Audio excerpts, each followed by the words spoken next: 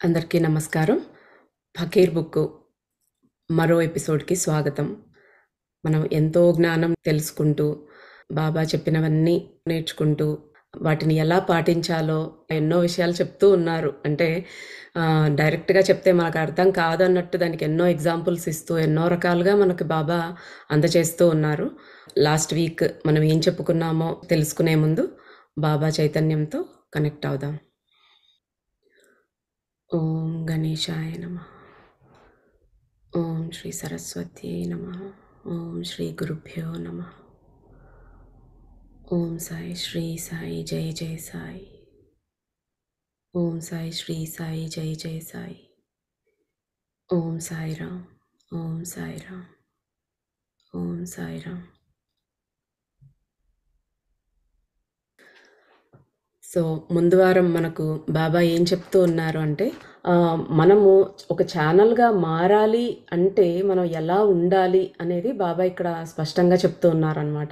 మనం ఎలా మారగలం ఒక ఛానల్‌గా అంటే మనల్ని మనం ఖాళీ చేసుకోవాలి. అంటే పరిశుద్ధంగా మనలో ఉండే ఈ కామ, క్రోధ, లోభ, మోహ, మద, మాత్సర్యాలు లాంటివన్నీ కూడా మనం వాటిని క్లియర్ చేసుకుంటూ పూర్తిగా ప్రేమతో, దయతో, కరుణతో ఉన్నప్పుడు మాస్టర్ మనలోకి మన ప్రయత్నం లేకుండానే ఆయననే వచ్చి మనలోకి మనల్ని ఒక పనిముట్టులాగా వాడుకుంటాడు. అంటే మన వల్ల లోకానికి ఏ రకంగైనా మంచి జరుగుతుంది అంటే అది ఆ మాస్టర్ వచ్చి మన ద్వారా ఆ పనిని చేయిస్తాడనమాట.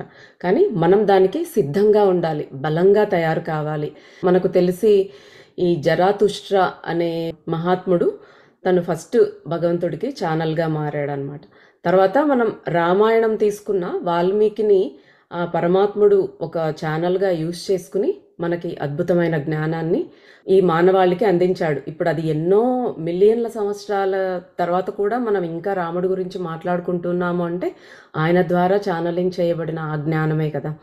కాబట్టి మనం ఎలాగ ఉండాలి అనేది చెప్తూ ఉన్నారు. అలాగే రుద్ర అడుగుతాడు, బాబా నేను తాగుతాను, స్మోక్ చేస్తాను, మరి నన్నే ఎందుకు మీరు సెలెక్ట్ చేసుకున్నారు కొంతమందికి సహాయపడడం కోసము అన్నట్టుగా అన్నప్పుడు నువ్వు ఏం చేస్తున్నావు అనేది కాదు, అంటే నీకు ఎలాంటి అలవాట్లు ఉన్నాయి అనేది ముఖ్యం కాదు, నీ ఉద్దేశం ఎలా ఉంది, మన ఇంటెన్షన్స్ ఎలా ఉన్నాయి ఏ పని చేస్తూ ఉన్నా కూడా అనేది ముఖ్యం అనేసి బాబా చెప్పారనమాట. నిన్ను ఎలా యూస్ చేసుకోవాలి అనేది, ఏ పనిముట్టును దేనికి యూస్ చేయాలి, ఏ ఇన్స్ట్రుమెంట్తో ఏ రాగం వాయించాలనేది మాకు వదిలేయి, నువ్వు సిద్ధం కావడం వరకే నీ పని, నువ్వు సహాయం చేయటానికి సిద్ధంగా ఉన్నావు ఎంతోమందికి, కాబట్టి ఎంతోమంది ప్రజల కర్మ ప్రక్షాళన కోసం నిన్ను యూస్ చేసుకుంటూ ఉన్నాము అనేసి బాబా చెప్తారనమాట. తర్వాత ఇంకా ఈ వీక్ బాబా మనకి ఇంకా ఏం బోధించబోతూ ఉన్నారో తెలుసుకుందాం.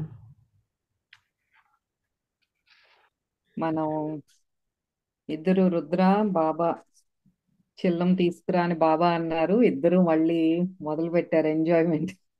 చూద్దాం ఇంకా బాబా మనతో ఏం కబుర్లు చెప్తున్నారు. బాబా ఆ రాత్రి భోజనంలోకి ఉత్త సూపే కావాలన్నారు. రుద్ర మార్కెట్కి వెళ్ళి కావాల్సినవన్నీ కొనుక్కొచ్చాడు. తన పిల్లలకి ఇష్టంగా రకరకాల సూప్స్ తయారు చేసేవాడు. ఒక పెద్ద గిన్నె నిండా 3 కుటుంబాలకు సరిపడా తయారు చేసి కలుపుతూ ఉంటే తరచూ తన కూతురు వెక్కిరించేది. ఓ పెద్ద గిరిజన నాయకుడు తన తెగకంతా పెద్ద కుండలో వంట తయారు చేస్తున్నాడు అని. అతని పిల్లలు సూప్ని అంతగా ఇష్టపడేవారు కాదు. రుద్రకి కూడా అంతే. ఎవరు చూడకుండా అప్పుడప్పుడు సూప్ని సింక్లో పారబోసేవాడు. మరి చేయటం ఎందుకు అంత ఎక్కువ? కానీ సూప్ ఆరోగ్యానికి చాలా మంచిది. రుద్ర సరుకులు కొనుక్కొని ఇంటి ముఖం పట్టాడు. వర్షం మొదలైంది. అటుకేసి ఏ వాహనాలు రావడం లేదు.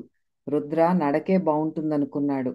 ఒకసారి దీర్ఘంగా గాలిని లోపలికి పీల్చుకున్నాడు. మట్టి వాసన కమ్మగా తాకింది. ప్రక్కన అడవిలో నుంచి పేరు తెలియని పూల పరిమళం గాలిలో తేలి వస్తోంది. దూరంగా కొబ్బరి చెట్లు. వర్షానికి చెట్ల ఆకులు లయబద్ధంగా కదులుతున్నాయి. చూపు కనపడేంత మేర సముద్రం. తన చిన్నతనాన రుద్రకి వర్షంలో ఫుట్బాల్ ఆడటం అంటే ఎంతో ఇష్టం. కొండపైని మైదానంలో ఆడుకుంటూ క్రిందకి అందుతాయా అన్నట్లు కదిలే మేఘాలు, క్రింది లోయలో చిన్న చిన్న పొలాలు, తోటలు, బొమ్మల్లా కనిపించే ఇండ్లు. అప్పుడప్పుడు రుద్ర అతని స్నేహితులు కొండపై కూర్చొని క్రింద ఎక్కడో చీమలాగా కనిపించి కదులుతున్న బస్సు అక్కడక్కడ ఆగి కదులుతూ, ఒక్కోసారి కదలకుండా చాలాసేపు ఆగిపోతూ, ఇలా చాలాసేపు గమనిస్తూ ఉండిపోయేవారు. అంటే ఇదంతా వర్ణిస్తున్నారు. రుద్ర చిన్నప్పుడు వర్షాన్ని ఎలా ఎంజాయ్ చేసేవాడో, కొండపైకి ఎక్కేస్తే అంతా కూడా చిన్న చిన్న నలకల్లా కనిపిస్తాయి కదా, అదే వర్ణిస్తున్నారనమాట. అప్పుడే అతడు ఓ మధ్య వయస్కుడిగా మారిపోవడం, ఏ క్షణమైనా చనిపోవటానికి సిద్ధంగా ఉండటం నవ్వుకున్నాడు రుద్ర. ఇంత త్వరగా కాలం ఇలా గడిచిందా? ప్రశ్న మనస్సులో మెదిలింది. అంతరంగంలో రుద్ర తానింకా చిన్నపిల్లవాడిగా ఉన్నట్లు, ఆడుకుంటూ నవ్వుకుంటూ జీవితాన్ని ఎంజాయ్ చేస్తున్నట్టు భావించుకుంటాడు. తనని బోర్డింగ్ స్కూల్లో వేసిన మొదటి రోజు ఇంకా గుర్తుంది రుద్రకి. బస్సు దిగి డార్మెటరీలోకి వెళ్ళగానే ఓ అబ్బాయితో ఫైట్ చేయాల్సి వచ్చింది. ఆ తర్వాత 10 సంవత్సరాల పాటు ఆ అబ్బాయి తనకి సన్నిహిత మిత్రుడయ్యాడు. ఇది చాలా మందికి ఎక్స్పీరియన్సే. ముందు హాస్టల్లో ఉండే వాళ్ళకి ఎస్పెషల్లీ అక్కడెళ్ళి ఉన్నప్పుడు ర్యాగింగ్ అని కానీ, లేకపోతే ఏదన్నా గొడవ జరుగుతుందనుకోండి, వెళ్ళి వాళ్ళే బెస్ట్ ఫ్రెండ్స్ అయిపోతారు ముందు ముందు. అట్లాగే చెప్తున్నాడు అనమాట. ఒక ఫ్రెండ్‌తో వెళ్ళంగానే గొడవ అయింది. కానీ తనే ఆ తర్వాత 10 ఇయర్స్ ఇద్దరు మంచి క్లోజ్ ఫ్రెండ్స్ అయిపోయారు. కష్టపడి పనిచేసేవాడు. తన 20వ ఏట ఓ రోడ్డు ప్రమాదంలో మరణించాడు. మిగతా ఫ్రెండ్స్ అంతా ఎక్కడికెళ్లారు? వాళ్ళెవరైనా తనని తలుచుకుంటారా? వాళ్ళంతా ఆరోగ్యంగా, ఆనందంగా ఉండి ఉంటారా? అని భావించాడు రుద్ర. ఆ గడిచిపోయిన రోజుల గురించి ఆలోచిస్తున్నాడనమాట. మిగతా వాళ్ళందరూ ఎలా ఉన్నారు? ఒక్క ఫ్రెండ్ క్లోజ్ అన్న ఎవరైతే అని చెప్తున్నాడో తనేమో చనిపోయారు. మిగతా వాళ్ళెలా ఉన్నారా అని ఆలోచిస్తున్నాడు. అబ్బాయి, ఈ సూప్ నీ మనస్సు ఎలా ఉందో అలానే ఉంది. చేసిన వాళ్ళ, సర్వ్ చేసిన వాళ్ళ మూడ్‌ని బట్టి రుచి ఉంటుంది. నీ ముందు తినడానికి ఏది ఉంచబడిందో ఆ ప్రభువుకి థాంక్స్ చెప్పి తినాలి. బాబా వచ్చేసారు. ఇంక ఈ మైండ్‌లో ఈ ఆలోచనలన్నీ ఇలా ఇలా బబుల్స్ అవుతున్నాయి కదా రుద్రకి. ఆ ఆలోచనలు పట్టి నువ్వు చేసే సూప్ కూడా అలాగే ఉంటుంది అని చెప్తున్నారు. ముందు థ్యాంక్ యూ చెప్పుకో నువ్వు తినే పదార్థానికి అని. దాన్ని గురించి ఎవరైనా నీ అభిప్రాయం అడిగితే, నీ అభిప్రాయాన్ని సున్నితంగా బాధ పెట్టకుండా చెప్పాలి. నచ్చకపోతే ఒక్కోసారి అవతలి వాళ్ళు పెట్టే నూనె వంటకాలు, ఖరీదైన వంటకాలు నచ్చకపోతే తినకుండా ఉండకుండా, వాళ్ళు నీకోసం ఎన్నో గంటల శ్రమ ఖర్చు చేశారు కాబట్టి కొద్దిగా తీసుకోవాలి వాళ్ళ ప్రేమ కోసం. నీకు ఎంపిక స్వేచ్ఛ ఉంటే వాటిని వదిలేయవచ్చు బాబా చెప్పారు. ఇది మనందరికీ ఎస్పెషల్లీ ఇంట్లో ఉండే మగవాళ్ళకి. ఇంట్లో ఆడవాళ్ళు ఎంత కష్టపడి కొత్త రెసిపీస్ చూసి ఇంటర్నెట్ అంతా సెర్చ్ చేసి అబ్బాయి ఈరోజు వీకెండ్ నైట్ డిన్నర్ కని ప్రిపేర్ చేస్తే చూడంగానే ఛీ ఇదేంటి మీకే చెప్తున్నారు. మగాళ్ళు ఎవరైనా వాచ్ చేస్తుంటే బాబా మాటల్లో చెప్తున్నారు. ఒకవేళ నచ్చకపోతే అది కూడా సున్నితంగా చెప్పండి. కొద్దిగా టేస్ట్ చేసి ఇంక చాలు అని చెప్పొచ్చు అని చెప్తున్నారనమాట. అదే మన మూడ్‌ని బట్టి కూడా చెప్తున్నారు. చేసేవాళ్ళ మూడ్ కూడా విసుగ్గా చేస్తేనేమో దాని రుచి కూడా మారిపోతుంది. ప్రేమగా చేసినప్పుడు ఎంతో టేస్టీగా ఉంటుందనమాట. ఎంత ఫస్ట్ టైమ్ చేసినా సరే. అయితే బాబా చెప్తున్నారనమాట. రుద్ర అట్లా చెప్పిన దానికి తల ఊపాడు. నీకు తెలుసా? ఈ సూప్ చెయ్యాలంటే ఎంతో నైపుణ్యం ఉండాలి. తే తే మరి కాస్తివ్వు అంటూ నవ్వారు బాబా. రుద్ర సంతోషంలో లేచాడు బాబాకు సూప్ ఇవ్వడానికి. సో బాబా నచ్చింది రుద్ర చేసింది. యాహ్! సో, మనకు బాబా ఎలా వంట చేయాలో చెప్తూ ఉన్నారిక్కడ. మనం మంచి మనసుతో చేయాలి. అదే చిరాకు పరాకుల్లో చేస్తే మనం వండినది తిన్న వాళ్ళకి కూడా అదే టైప్ భావాలుంటాయి మనకు. శ్రీపాద వల్లభ స్వామి బుక్‌లో చాలా సార్లు చెప్పుకున్నాం. అన్నము ఆరో వంతు మనసుగా మారుతుంది అని. అంటే మనము చేసేటప్పుడు ఏ మూడ్‌తో చేస్తామో అదే మూడ్ ఆ ఫుడ్‌లోకి అంటే ఆ భావాలన్నీ ఫుడ్‌లోకి వెళ్ళి తిన్న వాళ్ళకు కూడా వాళ్ళ మనసులో కాస్త చేంజ్ అనేది కలుగుతుందనమాట. అందుకే మహాత్ములు అన్ని చోట్ల తినరు. వాళ్ళకి తెలుస్తుంది కదా! ఎవరు ఎలా ఉంటారని వాళ్ళ ఉద్దేశాన్ని బట్టి మంచిగా చేసే వాళ్ళ దగ్గరే వాళ్ళు తీసుకుంటారు. ఇప్పుడు పరమాచార్య స్వామి లాంటి వాళ్ళైతే అసలు వాళ్ళు తీసుకోరు. వాళ్ళకి తెలిసిపోతుంది ఎలాంటి మూడ్‌తో చేశారనేది. మనం గమనిస్తే ఇప్పుడు మా అత్తయ్య కొంతమంది పాత తరం వాళ్ళు వేరే వాళ్ళ ఇళ్ళకెళ్ళి కూడా తినేవాళ్ళు కాదు. ఎందుకు అంటే మేబీ ఇదే రీజన్ ఏమో వాళ్ళకి రీజన్ తెలియకపోయి ఉండొచ్చు. అదొక మేము తినము వేరే వాళ్ళ ఇళ్ళల్లో అన్నట్టు. కానీ ఇప్పుడు నాకు అనిపిస్తదనమాట. ఒక్కోసారి ఇవన్నీ విన్నప్పుడు వాళ్ళు అందుకే అలాగా పెట్టేసుకున్నారేమో. అంటే ఎవరు ఏ ఇదితో చేశారో మనకు తెలీదు కదా! ఇంకా కూడా చెప్పారు చూడండి. మనం ఎంత వయసొచ్చినా, మధ్య వయసొచ్చినా, ఏ వయసొచ్చినా మట్టి వాసన అది ఒక చిన్న థింగ్. బట్ అది ఎంత హ్యాపీగా అనిపిస్తది మనకు. అది ఏజొచ్చినా కూడా ఆ ఆస్వాదన అనేది మనం మిస్ అవ్వలేం. సో, అలాంటివన్నీ కూడా మనం ఇంకా చిన్న పిల్లలుగానే ఉంటూ అవన్నీ ఎంజాయ్ చేయగలగాలి అన్నట్టుగా కూడా అనిపిచ్చింది నాకైతే. అంటే ఆ రుద్ర ఫీల్ అయ్యేది. ఇంకా చెప్తూ ఉన్నారు బాబా. ఏమైంది నీకు? ఏం జరుగుతోంది? ఉన్నట్లుండి భవిష్యత్తులోకి ఎలా చూడగలుగుతున్నావు? నువ్వు నిజంగా ఒక మీడియంగా మారావా? లేక నీ అంతశ్చేతన అంటే మన సబ్‌కాన్షియస్ మైండ్ యొక్క ఆటనా? ముందు నీ మీద నీకే సందేహంగా ఉంది. ఎందుకంటే నీకు సమాజం నేర్పించిన విధం అది. నీ సబ్‌కాన్షియస్ ఆటన అంటే మనం ముందు అదే గదా ఆలోచిస్తాం. ఆయనకి రుద్రకి పక్కనే బాబా ఉన్నా కూడా ఇంకా డౌటు.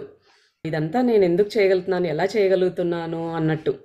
సో, బాబా అదే చెప్తున్నారనమాట. మీకు ఆ సమాజంతో మీరు అన్నిటికి సందేహపడ్డం అనేది నేర్చుకున్నారు. పక్కనే నేనుండి చేయిస్తున్నా కూడా ఇది నిజమా? కాదా? అనే డౌటే ఉంటుంది మనకి. ఇరుకైన చైతన్యంతో నమ్మకం లేకుండా ఉంది. అబ్బాయి గొప్ప ఫకీరు.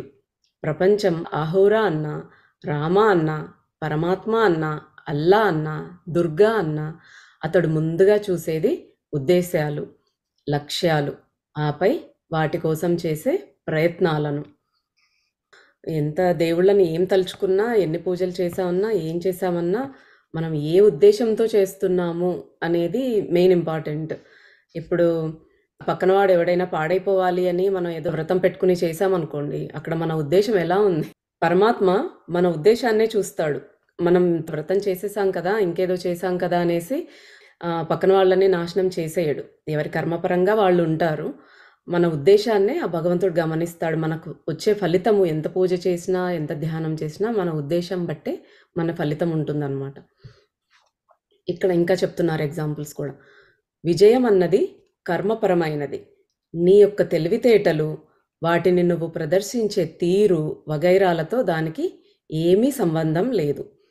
నువ్వు గొప్ప నటుడివి కావచ్చు, స్పోర్ట్స్ పర్సన్‌వి కావచ్చు. కానీ నీకో బ్రేక్ రావాలి. ఓ ప్లాట్‌ఫార్మ్ కావాలి. ప్రచారం కావాలి. అన్నింటికన్నా ముఖ్యంగా నీ యొక్క కర్మ తాలూకు బ్లూ ప్రింట్‌లో విజయం నమోదై ఉండాలి. అయితే దేవుడు ఇవన్నీ చూడడు. నీ ఉద్దేశాలు, నీ ప్రేమ, నీ త్యాగం, నీ ప్రయత్నాలు మాత్రమే చూస్తాడు. గుర్తుంచుకో. నెమ్మదిగా విజయం నిన్ను వరిస్తుంది. ఈ జన్మలో కాకపోతే మరో జన్మలోనైనా విజయం తథ్యం. అంటే ఇక్కడ ఒక వ్యక్తి లేకపోతే ఇంకొక సెపరేట్ గా కాకుండా we should understand this as మనలో ఉన్న కాన్షియస్నెస్, మన చైతన్యం హ్మ్. అది చూస్తోంది అంటే ప్రతి శ్వాసలోనూ అది మన లోపలంతా ప్రవహించేది అదే. ఆ హ్మ్. ఎలా ఉన్నాం మనం అనే ఉద్దేశం ఎవరు కనిపెడుతున్నారు అంటే ఆ శ్వాసలో ఉన్న కదిలే ప్రాణశక్తి. ఒక డాక్టర్ ఒక రోగిని ఎందుకు రాత్రి పగలు మేలుకుని గమనిస్తూ ఉంటాడు? అది తన వృత్తిపరమైన బాధ్యత, డబ్బు కోసమా? లేక తాను చూసే అన్ని కేసులు 100కి 100% సక్సెస్ అవ్వాలన్న వ్యక్తిగత అహమా? ఫెయిల్ అవుతామేమో అన్న భయమా? ప్రతి రోగిని తన కుటుంబ వ్యక్తిలా చూసుకోవాలనా? లేక తన సహోద్యోగులను ఇంప్రెస్ చేయటానికా? ఎవరూ బాధగా, అనారోగ్యంగా ఉండటం చూడలేకనా? లేక పై చెప్పిన అన్ని కారణాల వల్లనా? లేక తన ఇంటి దగ్గర ఏదైనా అసంతృప్తి ఉండటం వల్లనా? దాంతో తాను హాస్పిటల్‌లోనే ఉండి బిజీగా ఉండడం కోసమా? అంటే ఇంట్లో వాళ్ళని తప్పించుకోవటానికా? ఎన్ని సెనారియోస్ ఇచ్చారో చూడండి బాబా ఇక్కడ. ఇది ఒక డాక్టర్‌కనే కాదు, మనం ఏ పని చేస్తూ ఉన్నా కూడా ఇన్ని రకాలుగా ఆలోచించొచ్చు. దేనికోసం చేస్తున్నామని మేబీ మనల్ని మనం క్వెషన్ చేసుకోవాలి. ఒక డాక్టర్‌కి ఇన్ని రకాల పాసిబిలిటీస్ ఉన్నాయి. అది బాధ్యతతో చేస్తున్నాడా? డబ్బు కోసం చేస్తున్నాడా? ఒకరిని ఇంప్రెస్ చేయడానికా? ఇంట్లో వాళ్ళని తప్పించుకోవటానికా? లేకపోతే ఆయన వేరే వాళ్ళ బాధను చూడలేకనా? ఇన్ని రకాలుగా ఉండొచ్చు ఒక డాక్టరు ట్రీట్ చేస్తున్నాడు అంటే, మనం ఎప్పుడైనా మన బాధ్యతని ధర్మబద్ధంగా నిర్వర్తించాలి. ఇక్కడ డాక్టర్ అంటే డబ్బు తీసుకుంటూ ఉన్నా కూడా తన వృత్తి ధర్మాన్ని కరెక్ట్‌గా ఆయన నిర్వర్తించాలి. ఇప్పుడు లాస్ట్ వీక్ మనం చెప్పుకున్న దాంట్లో సైనికుడు బార్డర్ దగ్గర ఉండి 100 మందిని చంపటము, ఒక వ్యక్తి తన ఉపయోగం కోసం ఒకరిని చంపడం అనేది కూడా తీసుకున్నాం. అక్కడ కూడా సైనికుడు చంపడం కరెక్టా అనేదంటే ఆయన వృత్తి అది. ఆయన బాధ్యత. ఆయన వృత్తి ధర్మాన్ని ఆయన ధర్మపరంగా నిర్వర్తిస్తూ ఉన్నాడు అంతే. అలాగని మనమే 100 మందికి మేలు జరుగుతుంది ఒకడిని చంపేస్తే అని వెళ్ళి మనం చంపకూడదు. మనం చేసేది తప్పు. అది ధర్మం కాదు కదా! ఏదైనా ధర్మం ప్రకారమే వెళ్ళాలన్నమాట. వృత్తిపరమైన బాధ్యతతో పాటు ధర్మం పరంగా మనం చేస్తున్నామా లేదా అనేది మనం ఎప్పుడు సరిచూసుకుంటూ వెళ్ళాలి. ఇక్కడ ఈ సినారియోస్ అన్నీ చెప్పి బాబా, రుద్ర, అబ్బాయి, ఆ గొప్ప ఫకీరు ముందుగా చూసేది ఉద్దేశాలని గుర్తుంచుకో. ఏ కారణం వల్ల డాక్టర్ రోగిని సంరక్షిస్తూ ఉన్నా అక్కడ బాధ్యత నెరవేర్చబడింది. సో ఆయన ఏ రీజన్ అన్నా కానీ ఈ చెప్పిన రీజన్స్లో అక్కడ బాధ్యత నెరవేర్చబడింది. ఇది ముఖ్యమైన పాయింట్. డబ్బు కోసం ఓ రోగిని జాగ్రత్తగా చూసుకునే డాక్టరు రోగి పట్ల నిర్లక్ష్యం వహించి తరచూ వారి చావులకు కూడా కారణమయ్యే డాక్టర్. వీరిలో మొదటి డాక్టరే నయం. అంటే డబ్బు కోసమైనా సరే రోగిని చాలా జాగ్రత్తగా చూసుకునేవాడే బెటర్ అవుతాడు కదా, రోగి పట్ల నిర్లక్ష్యంగా ఉండి తరచూ వాళ్ళ చావులకు కారణమయ్యే డాక్టర్ కంటే. సో మొదటి డాక్టరే నయం. ఓ గొప్ప కార్యం నెరవేర్చడంలో డబ్బు సంపాదన తప్పేమీ కాదు. అదే ఆ డాక్టర్ తన సంపాదనలో కొంత శాతం పేద సాధల కోసం ఖర్చు పెడితే, ఎక్కువ సంపాదిస్తే, ఎక్కువ శాతం ధర్మకార్యాల కోసం ఉపయోగపడుతూ ప్రకృతి సమతుల్యతను కాపాడడంలో ఉపయోగపడితే అప్పుడు అతడు గొప్పవాడే.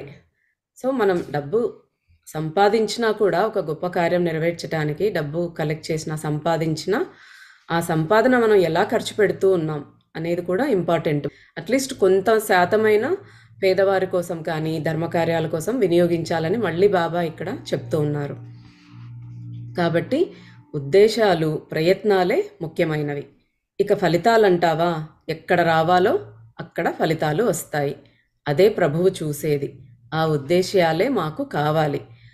ఏం చెప్తున్నారంటే బాబా, జస్ట్ కర్మ చేయడం అనే కాకుండా నీ ఉద్దేశము, నీ ప్రయత్నం అనేది ముఖ్యమైంది. ఫలితాన్ని ఆశించొద్దు అని చెప్తూ ఉన్నారు.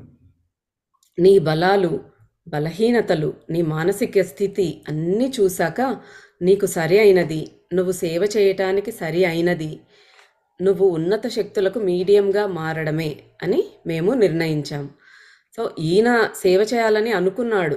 దాన్ని బట్టి ఈయన స్ట్రెంగ్త్ ఏంటి, ఈయన వీక్నెస్లు ఏంటి, ఈయన మెంటల్ కండిషన్ ఏంటి అన్నీ చూసి మాస్టర్సే డిసైడ్ చేశారనమాట. ఈయన ఏ పని చేస్తే ప్రజలకు ఉపయోగపడుతుంది అని. అంటే నువ్వు సేవ చేయడమే నీకు సరి అయింది కాబట్టి నిన్ను మీడియంగా సెలెక్ట్ చేసుకున్నాం. అందుకే మేము డిసైడ్ చేసుకున్నాం నిన్ను ఒక మీడియంగా తీసుకోవాలని అని. అందువల్ల నువ్వు కూడా కాంతిని వ్యాపింప చేయగలుగుతావు. నిర్ణయించుకున్న మార్గంలో ఎంత గొప్పగా నువ్వు నడవగలుగుతావో ఆ ప్రయాణంలో నువ్వు క్షేమంగా ఉంటావు. కాంతి మూలాలకు దగ్గరగా వెళతావు. నువ్వు ఒక మీడియం అయినా, ఒక ఆర్టిస్ట్ అయినా, ఒక ప్లంబర్ అయినా, టీచర్ అయినా, వేశ్య అయినా ఏమీ తేడా లేదు ఆపాడు బాబా. ఇక్కడ మనం ఎవరు, మన డెసిగ్నేషన్ ఏంటి ఇవన్నీ కాదు. ఎవరైనా సరే మనము ఎంచుకున్న మార్గంలో ఎంత గొప్పగా ముందుకు వెళ్తూ ఉన్నాము అనేదే ముఖ్యం అన్నమాట. ఈ పారాగ్రాఫ్ అంతా కూడా కొంచెం ఆధ్యాత్మికంగా చెప్పారు బాబా. మనం చేసే ప్రతి కర్మ వెనుక ఉన్న ఉద్దేశం, ఇంటెన్షన్ బిహైండ్ ఎవ్రీ కర్మ, మనస వాచ కర్మణ, మనోవాక్కాయ కర్మలు అనేవి వెనకాల ఉన్న ఉద్దేశంతో ముడిపడి ఉంటాయి. అండ్ అవే ఏదైతే మనం ఏ ఉద్దేశంతో చేశామో అవి మళ్ళీ నెక్స్ట్ జన్మకి అవే వాసనలుగా కానీ కర్మలుగా కానీ మనం తెచ్చుకోవటం అనేది జరుగుతుంది. అక్కడ ఫలితంతో ఏమి సంబంధం ఉండదు. మనం ఒక స్కిల్ నేర్చుకునేటప్పుడు కానీ, ఎవరి దగ్గరైనా పని చేస్తున్నప్పుడు కానీ, లేదా మనసులో నుంచి మనం రిలీజ్ చేసే ఆలోచనలు మనం వెళ్ళి హగ్ చేసుకున్నా సరే, లోపల తిట్టుకుంటే ఆ ఆ ఉద్దేశము కానీ, ఆ ఆలోచన అది మనకి మనస్సులో అంటే సబ్కాన్షియస్ మైండ్‌లో అది ఇంప్రింట్ అయిపోయి అది మన వాసనలుగా తెచ్చుకుంటాము. అయితే ఆ ఇంటెన్షనే ప్రభువు చూసేది. ఇక్కడ ప్రభువు అంటే మనం ఒక ఫిజికల్ ఫామ్ అని చెప్పుకోవచ్చు. లేకపోతే మన అంతరంలో ఉన్న మనలో జీవశక్తి ప్రవహించే జీవశక్తి ఎక్కడి నుంచి ఆ చైతన్యం ఏదైతే ఉందో ఆ కదిలే ప్రాణశక్తినే ప్రభువు అని కూడా చెప్పుకోవచ్చు మనం.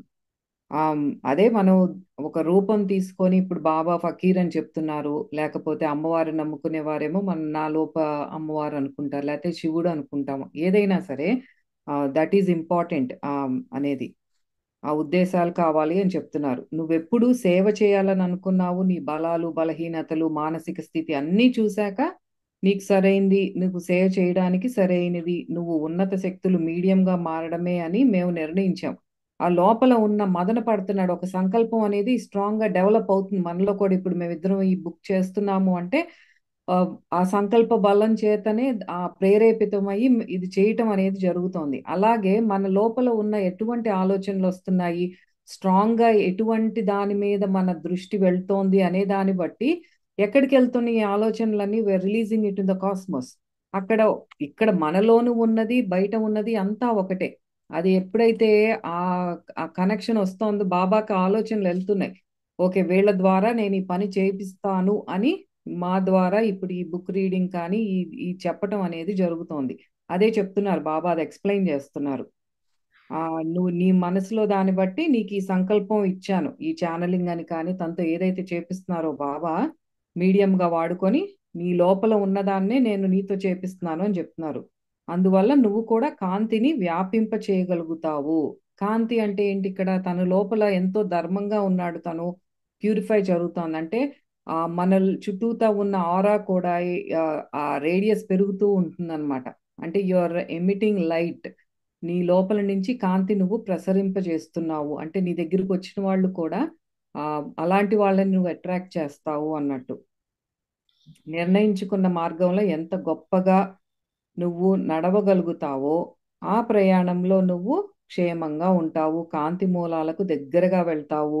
నువ్వు ఒక మీడియం అయినా, ఒక ఆర్టిస్ట్ అయినా, ఒక లంబర్ ఎవరైనా నువ్వు ఈ ఫిజికల్ లెవెల్‌లో ఉన్న profession is not at all important. ఇది మనం ఈ ప్రొఫెషన్ ఎంచుకున్నది జస్ట్ తాత్కాలికంగా ఇక్కడ మనకి భుక్తి కోసం అంతే. Just for us to survive ఈ ఫిజికల్ బాడీ సర్వైవ్ అవ్వటానికి. కానీ మనం యాక్చువల్‌గా వచ్చింది ఎందుకు అంటే ఈ పూర్వజన్మ కర్మలను బట్టి, ఆ వాసనలు బట్టి దాని నుండి మనం మళ్ళీ నివృత్తి పొందటానికి ఆ మార్గం కోసం వెతుక్కుంటూ వచ్చాం. వీటి నుంచి మనం వెళ్ళిపోవటానికి. కాకపోతే మనకి అది అన్ని గుర్తుండవు కాబట్టి we get so attracted to this ఈ భౌతిక ప్రపంచంలో ఈ ప్రొఫెషన్స్‌కి ఇంపార్టెన్స్ ఇస్తాము. డబ్బులకి ఇవన్నిటికి కూడా అట్రాక్ట్ అవుతాము. బట్ బాబా అదే చెప్పేది. మీ లోపల ఉన్నదాన్నే ఇంపార్టెంట్ అని చెప్తున్నారు. ఇక్కడ వేశ్య అనంగానే మళ్ళీ రుద్ర క్వెషన్ వచ్చేసింది. వేశ్య అంటున్నాడు. వేశ్య అడిగాడు రుద్ర. ఇక్కడ బాబా అన్ని ప్రొఫెషన్స్ చెప్పి లాస్ట్‌కి వేశ్య అయినా ఏమీ తేడా లేదు అన్నారు. మనం అదే గమనించుకోవాల్సింది ఏంటంటే ఎవరిని ఎక్కువ తక్కువలు మనం ఇంత ద్వంద్వత్వంలో ఉన్నాం కాబట్టి మనకు అలా అనిపిస్తుంది. ఒక జానిటర్‌ని ఒక బాత్రూమ్స్ కడిగే వాళ్ళు కానీ, మన ఇంట్లో పని చేసే వాళ్ళు కానీ చూస్తే వీళ్ళ ఎందుకో చాలా తక్కువగా ఫీల్ అవుతాం. ఎందుకంటే మనం ఆ స్థితిలో ఉన్నాం. అంత ద్వంద్వత్వంలో ఉన్నాం కాబట్టి మనకు అలా అనిపిస్తుంది కానీ పరమాత్మ స్థితిలో ఉన్న వాళ్ళకి ఏ ప్రొఫెషన్‌తో అసలు సంబంధమే లేదు. అదే చెప్తున్నారు. వేశ్య అని మాట వాడేపాటికి రుద్ర అంత ఎక్స్‌ప్రెషన్ ఇస్తున్నాడు. వేశ్య అడిగాడు రుద్ర. అవును. వేశ్య కూడా మనిషే కదా! ఆమెకు ఆమె స్వంత కర్మ ఉంటుంది. ఆమె ఆ వృత్తిలో ఉండటానికి ఆమె పరిస్థితులేవో ఆమెకి ఉంటాయి. మన దేశంలో చాలామంది స్త్రీలు పేదరికం వల్ల కొంత విధిలేని పరిస్థితుల వల్ల కొంత ఈ వృత్తిలో కొనసాగుతారు. తమ కుటుంబానికి ఆసరాగా ఉండటానికి లేదా బలవంతం మీద ఆ వృత్తిలో దింపబడి బయటకు రాలేక కొనసాగుతూ ఉంటారు. అంతేకాని వాళ్ళు దేవుని పిల్లలు కాకుండా పోరు కదా! మరి ఆత్మ కూడా వచ్చింది పరమాత్మ నుంచే. ఈ ఈ ఈ మన కళ్ళ ముందు ఆర్ ఈ జన్మలో ఆ ప్రొఫెషన్ అది ఎంపిక చేసుకుంది. అయితే మనుషులు దేవుని మార్గంలో నడవటానికి ప్రయత్నించినంత వరకు, కాంతి మార్గంలో నడవటానికి ప్రయత్నించినంత వరకు ఆ వ్యక్తి రైటే. ఎందుకంటే ఆ వ్యక్తి ఉద్దేశాల మూలాన ఆ మార్గంలో ఉన్నట్లే. ఇక్కడ కూడా చెప్తున్నారు, ఎటువంటి ప్రొఫెషన్ అయినా సరే లోపల ఉద్దేశం ఎలాగుంది అని చెప్తున్నారు. అదే కాంతి మార్గం అంటే అంటే మన ధర్మ మార్గం కానీ, మనం ఆ చేసే పనిలో చక్కగా శుద్ధిగా ఉండాలి. ప్యూర్ థాట్స్తో చేసే పని ఏదైనా సరే, అదే కాంతి మార్గం అంటే. మనం ఎవరం జడ్జి చేయటానికి? ఫకీరే జడ్జి చేయని. డాక్టర్ అయినా, యోగి అయినా, వేశ్య అయినా ప్రభువు చూసేది ముందుగా ఉద్దేశాలను, కాంతి మార్గంలో నడవటానికి చేసే ప్రయత్నాలను, మిగతావన్నీ ఆ తరువాతనే. ఒక స్త్రీ తన కుటుంబానికి సపోర్ట్ చేయటానికి గత్యంతరం లేక వ్యభిచారంలో ఉన్నంత మాత్రాన ఇతర వ్యక్తుల కన్నా నైతికంగా ఏం తక్కువ? అయితే ఆ వృత్తి సులభంగా ధనం కోసమో, కామం కోసమో, అధికారం కోసమో అయితే ఫలితాలు మరో రకంగా ఉంటాయి. ఇదే క్లియర్‌గా చెప్తున్నారు. ఇక్కడ ఉద్దేశ్యం ఏంటి? ఒక స్త్రీ గత్యంతరం లేక ఇప్పుడు హస్బెండ్ ఏదన్నా ప్యారలైజ్ అయ్యి కానీ అసలు పూర్తిగా డిసేబుల్డ్ అయిపోయి తను చెయ్యలేని పరిస్థితిలో ఇంకా భారం తన మీద పడి, కుటుంబ భారం, ఇంకా ఎటువంటి ప్రొఫెషన్ దొరకలేక గత్యంతరం లేక ఆ స్త్రీ ఆ ఆ ప్రొఫెషన్‌ని తీసుకున్నట్లయితే ఆ ఉద్దేశం వేరు తను చేసేది. వేరాజ్ మన కామ కోరికతో కానీ, లేకపోతే డబ్బులు తొందరగా వచ్చేస్తాయి. I don't want to do anything. నాకు స్కిల్ ఉంది కానీ అయన్నీ చేయను. Because this is a quick money అని కానీ, అలాంటి ఆలోచనలతో చేసినప్పుడు రెండిటికి తేడా చెప్తున్నారు. ఏది ధర్మబద్ధమైనది, కాంతి మార్గంలో ఏది ఉన్నది, లేకపోతే ఆ దుర్మార్గంగా ఏది ఉన్నది అనేది క్లియర్‌గా చెప్తున్నారు ఇక్కడ ఎగ్జాంపుల్‌తో. కానీ ఆ స్త్రీ మరో అవకాశం లేక ఆ వృత్తిలో కొనసాగుతూ తన ఫ్యామిలీకి ఆసరాగా ఉండి ఓ మంచి మనిషిగా జీవిస్తుంటే పైనున్న స్వర్గం ఆమెని వెలివేస్తుంది అని భావిస్తావా? ఎప్పటికీ కాదు. ఎందుకంటే కుటుంబ ధర్మం తను పాటిస్తోంది. వ్యభిచారాన్ని ఆత్మలోకి అనుమతిస్తే అప్పుడు అది వ్యభిచారం అవుతుంది. ఇక్కడ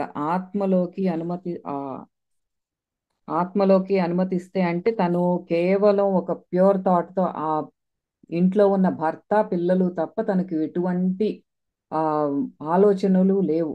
అంటే ఇంక లోపలికి తీసుకోవట్లేదు తనది. ఒకవేళ అది ఆ బాడీతో ఇంకొక పురుషుడికి ఇచ్చినా సరే, she is not experiencing any kind of ecstasy or anything. అందులో ప్లెజర్ అనేది లేదు తనకి. ఆ బాడీని ఆ టైంకి it's just doing it's job అన్నట్టు తీసేసుకుంటాను. ఆత్మలోకి వెళ్ళట్లేదు. షీ ఈస్ నాట్ ఆ మైండ్‌లోకి ఇంప్రింట్ అవ్వట్లేదు అవేమి. అదే చెప్తున్నారు. అందుకే నువ్వు మీడియంవి అయినా, వేశ్య అయినా ఉద్దేశాలు, ప్రయత్నాలు కాంతి మార్గంలో నడుస్తున్నాయా లేదా అనేది ముఖ్యం. ఎంత ఎక్స్‌ప్లెయిన్ చేస్తున్నారు ఈ రెండిటి గురించి మనకు అర్థం అవ్వటానికి క్లియర్‌గా. ఇందాక నుంచి చెప్పుకొచ్చేది ఏంటంటే కాంతి మార్గము మన లోపల ఇంటెన్షన్స్, ఆ ఉద్దేశాలు ఎలాగున్నాయి అని. నీ వృత్తి ఏదైనా నీ హృదయం స్పష్టంగా ఉండి, నీ ఆలోచనలు ఉన్నతంగా ఉంటే, నువ్వు ఎందుకు ఆ పని చేస్తున్నావు అన్నది ముఖ్యం కాదబ్బాయి. ఒక వ్యక్తి ఉద్దేశాలు, ప్రేమ, ప్రయత్నాలు దేవుడికి చాలా ముఖ్యమైనవి. కొంతమంది కొన్నిసార్లు కొన్ని చెడు ఆలోచనలతో నడిపింపబడతారు. అవి చెడు ఆలోచనలు అని తెలుసు. కానీ బలహీనంగా ఉండి వాటిలో చిక్కుబడిపోతారు. వాళ్ళకి తెలుసు కాంతి మార్గంలో నడవాలి అని. అలా నడవాలని కోరుకుంటారు కూడా. నడవడానికి ప్రయత్నిస్తారు. కానీ చాలా బాధపడతారు. అంటే అన్నీ తెలిసి కూడా ఒక వీక్‌నెస్ ఎందుకో లోపల అదే వాసనలు అంటారు. ఇప్పుడు మనకి ఈ చుట్టుపక్కల జరిగేవి కూడా చాలా మందికి ఉద్యోగాలు ఇష్టం లేకపోయినా సరే, అది చేసేది తప్పు అయినా సరే, ఆ ఉద్యోగంలో వీళ్ళు దే డూయింగ్ సంథింగ్ రాంగ్, ఏదో స్కామ్ జరుగుతోంది అని లోపల తెలిసినా సరే, మరి ఉద్యోగం ఇది పోతే ఇంకొకటి దొరకదేమో అని కానీ వేరేది ఏదైనా సరే అలాంటి వీక్నెస్కి లోబడిపోయి కంటిన్యూ చేసే వాళ్ళు కూడా ఉంటారు. ఈవెన్ దో దే నో అది అధర్మంగా జరుగుతోందని తెలిసినా కూడా, అదే వాళ్ళకి అన్నీ తెలిసినా సరే ఆ, అలా నడవాలని కోరుకుంటారు. అంటే కాంతి మార్గంలోనే, ధర్మ మార్గంలోనే ఉండాలని లోపల ఉంటుంది, కానీ for some reasons they are not able to get out of it. అందులోంచి రాలేకపోతున్నారు. అదే అలా మన పూర్వజన్మ సంస్కారాలు ఎలనీయట్లేదు. అంటే బుద్ధి కర్మానుసారిణి అంటారు. మన కర్మ అలా బలంగా ఉందంటే, మన బుద్ధి ఇక్కడ తెలిసినా కూడా సరిగా పనిచేయదు. యా, అదే భయం అన్నమాట. హ్మ్. మళ్ళీ వాళ్ళు ఏదన్నా చేస్తారో, బయటకు వచ్చేస్తే ఉద్యోగం రాదేమో, మేబీ ఫర్ సమ్ డేస్ ఇంట్లోకి తిండి దొరకదేమో, ఎన్నో రకరకాల ఆలోచనలతో తెలిసినా సరే కొంతమంది ఇలా ఉండిపోతారు అని చెప్తున్నారు. అబ్బాయి, ఈ దేవుని పిల్లలు కూడా కాంతి మార్గంలో ఉన్నవారే. స్వర్గం వాళ్ళకి లేతగానే తీర్పు చెబుతుంది. ఎందుకంటే వాళ్ళ ఉద్దేశాలు, ప్రయత్నాలు సరైనవే కానీ వారి వారి బలహీనతల మీద పనిచేస్తున్నారు. అబ్బాయి, అందుకే ఎవ్వరి గురించి తీర్పు చెప్పవద్దు, ఎవ్వరిని విమర్శించవద్దు, ఎవ్వరి చేతను తర్కించవద్దు, ఎవ్వరిని అగౌరవపరచవద్దు. కేవలం నీ మార్గంలో వినయంగా సకారాత్మక అంగీకారంతో నడిచిపో. ఇంకా ఇప్పుడు నీ గురించి మీడియంగా నీ జీవితం గురించి మాట్లాడుకుందాం. ఎంత చక్కగా చెప్పారు చూడండి. అందుకే ఎవరిని చుట్టుపక్కల ఏదైనా చూసినా సరే ఆ ఆ కర్మ అనేది గుర్తుపెట్టుకోవాలి మనం. ఎంత జబ్బు చేసినా సరే, వాళ్ళు ఎంత హీన స్థితిలో ఉన్నా సరే, ఆ పూర్వజన్మ సంస్కారాలు మనల్ని వదిలిపెట్టవు. వాటినే మనం అనుభవిస్తున్నాము. అదే మన చుట్టుపక్కల అందరినీ కూడా చూస్తున్నాము. No judgements, no complaints, zip your mouth, do your thing. అదే చెప్పేది బాబా. ఎన్ని సార్లు ఇవే రిపీట్ చేసి చెప్తూ ఉన్నారు బాబా. అసలు తర్కించొద్దు కూడా. ఊరికేనే అంటే తర్కం కూడదంటారు కదా! అందుకే వాదించకూడదేమో కొన్ని. ఒక మీడియంగా ప్రయాణించదలుచుకున్నవారు మరచిపోకూడని కొన్ని విషయాలు ఉన్నాయి. అన్నింటికన్నా ముఖ్యమైనది నీ ఒక పనిముట్టువి, ఒక పాత్రవి. అంతే. ఫస్ట్ మనం గుర్తుపెట్టుకోవాల్సినది you are just a tool. అందులోకి దివ్యకాంతి, దివ్య శక్తి ప్రవహించి దాని ద్వారా బయటకి ప్రసరిస్తాయి. మీడియం ద్వారా జరిగే అద్భుతాలు అన్నీ మాస్టర్ వల్ల, దివ్య ప్రణాళిక వల్ల మాత్రమే జరుగుతాయి. మీడియం లేదా ఛానల్ కేవలం వీటిని ప్రకటితం చేసే పనిముట్లు, పాత్రలు మాత్రమే. కాకపోతే వీటికి స్పష్టతను, శుద్ధత్వాన్ని కలిగి ఉండడం కోసం మీడియం ఎల్లప్పుడూ తన మాస్టర్‌తోనూ, మాస్టర్ యొక్క ఎనర్జీతోనూ అనుసంధానమై ఉండాలి. ఇక్కడ మనకి చెప్తున్నారు. మనం ఒక వ్యక్తి ఒక ఛానల్‌గా, మీడియంగా పనిచేయాలి అని మాస్టర్స్ డిసైడ్ చేసి అతని ద్వారా ఛానెలింగ్ చేస్తూ ఉన్నారు అంటే, ఆయన ఏదో చేయటం కాదు. ఆ దివ్య శక్తి ఆయనలోకి ప్రవహించి ఆయనలో నుంచి బయటకొస్తోంది అంతే. అంతేకాని మనం సొంతంగా ఏదో చేసేది కాదు. ఆ పరమాత్ముడు ఏం జరిపిస్తున్నాడో అదే మనలో నుంచి బయటకొస్తోంది. మనం జస్ట్ ఒక టూల్ మాత్రమే. ఆ పరమాత్ముడు ఉపయోగించుకుంటున్న టూల్. కానీ మనము ఎప్పుడూ శుద్ధత్వాన్ని, స్పష్టతను కలిగి ఉంటేనే ఆ మాస్టర్ అనేది మనకు కనెక్ట్ అయి ఉంటారనమాట. అంటే మనం మీడియంగా వర్క్ చేయగలుగుతాము. మనలో ఆ శుద్ధత్వం లోపిస్తే ఆ ఇది ఉండదు. కాబట్టే అందుకే ఎప్పుడు ఆ మీడియంగా ఎవరైతే ఉంటూ ఉన్నారో వాళ్ళు ఆ భగవంతుడితో ఎప్పుడు అనుసంధానంలో ఉండాలి. వాళ్ళ మాస్టర్‌తో కానీ, గురువుతో కానీ ఎప్పుడు కనెక్ట్ అయి ఉంటే మనలో ఏ రకమైన చెడు ఆలోచన వచ్చినా, లేకపోతే మనం ఏ రకంగా మార్గంలో నుంచి తప్పుతూ ఉన్నామన్నా కూడా మాస్టర్ వెంటనే సరైన మార్గంలో గైడ్ చేస్తూ ఉంటారు. అందుకే వాళ్ళ ఎనర్జీతో మనం కనెక్ట్ అయి ఉండాలన్నమాట. అది ఎలాగంటే, ఒక వేణువు తన మాస్టర్ శ్వాస కోసం మాస్టర్ ద్వారా దివ్య సంగీతం ప్రవహించడానికి వీలుగా తన 7 రంధ్రాలను శుభ్రంగా ఉంచుకుని, ఏ రంధ్రంలోనూ ఎటువంటి బ్లాక్ లేకుండా సరైన ఆకారం, సరియైన ప్రకంపన, రంగు, వేగం, లోతు కలిగి ఉండాలి. కాబట్టి ఇది చాలా ముఖ్యమైనది. మనం ఫ్లూట్ తీసుకుంటే, ఆ ఫ్లూట్ ఏ హోల్ బ్లాక్ అయినా అది సరైన సైజులో లేకపోయినా, సరైన డిస్టెన్స్‌లో లేకున్నా, దానిలో నుంచి రావాల్సిన సరైనంత మ్యూజిక్ రాదు. అది ఎలాగో అలాగే మనం కూడా మన దివ్యత్వాన్ని, దేవుడి యొక్క దివ్యత్వాన్ని మనలో నుంచి ప్రసరింపచేయటానికి మనం కూడా అలా ఉండాలన్నమాట. ఏ బ్లాక్స్ లేకుండా సరైన విధంగా. మనలో కూడా 7 రంధ్రాలు ఓపెన్ అయిపోయి ఉంటేనే మనలో ఆ నాదం, ఓంకార నాదం ఆటోమేటిక్‌గా ఫ్లూట్ ఎలా ఇప్పుడైతే డిస్క్రైబ్ చేస్తున్నారో ఆ సౌండ్ బయటికి రావాలి. చక్రాలన్నిట్లోంచి ఎళ్తది. అందుకే 7 అని మెయిన్‌వి పెట్టారు మనకి. శ్రీకృష్ణ పరమాత్మ ఫ్లూట్‌కి 7 హోల్స్‌కి రీజన్ అదే. ఇవన్నీ లింక్డ్. ఇవన్నీ ఇంతకుముందు చెప్పినది అన్నీ కూడా.